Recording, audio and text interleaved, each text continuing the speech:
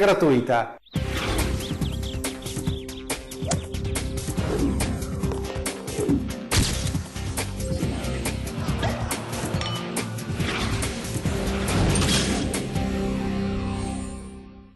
Un investimento da 1,5 milioni di euro, più di 6 mesi di lavoro e 1.800 metri quadrati tra laboratori, ambulatori e aree di vendita. Sono questi i dati con i quali è stata inaugurata a Padova sabato 21 settembre 2019 la nuova sede di Ortomedica, la storica azienda fondata nel 1927 dalla famiglia Pulin, che oggi è diventata sicuramente la più importante struttura ortopedica del nord-est. La cosa importante è poter rivoluzionare un mondo che è fermo, ovvero la tecnica ortopedica.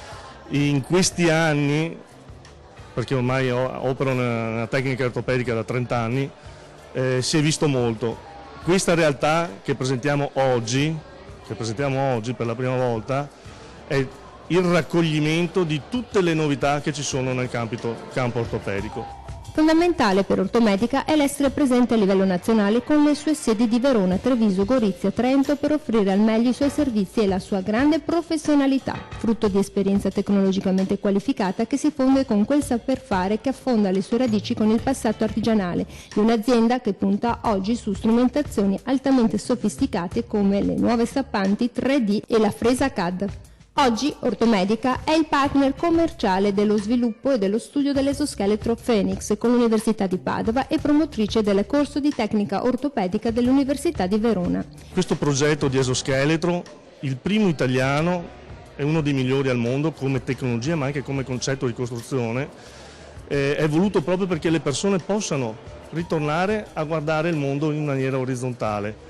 È un dispositivo benché complesso ma che può essere anche alla portata di tutti, perché rispetto agli altri costa meno della metà. E attraverso la Ortomedica acquisisco maggiori tecnologie e perché con il Massimo Pulin abbiamo un programma di sviluppo molto importante.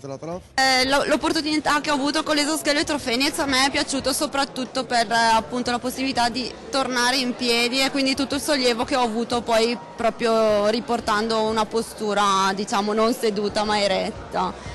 Indispensabile per la crescita di Ortomedica è anche la collaborazione con partner internazionali come l'Istituto di Alta Formazione in Ortoprotesica di Valencia in Spagna e l'aver instaurato anche partnership strategiche in Libia, Albania e Iran. Abbiamo moltissime persone amputate che hanno bisogno ovviamente di essere sostenute e aiutate, ovviamente con un paese che ha sviluppato una tecnologia importante. Crescita, innovazione e know-how per un'azienda fiore all'occhiello di un'Italia che da sempre è leader mondiale per l'assistenza protesica. Siamo anche nel campo della disabilità e dell'assistenza alle persone sul quale dal governo nascente mi aspetto un'attenzione più ampia.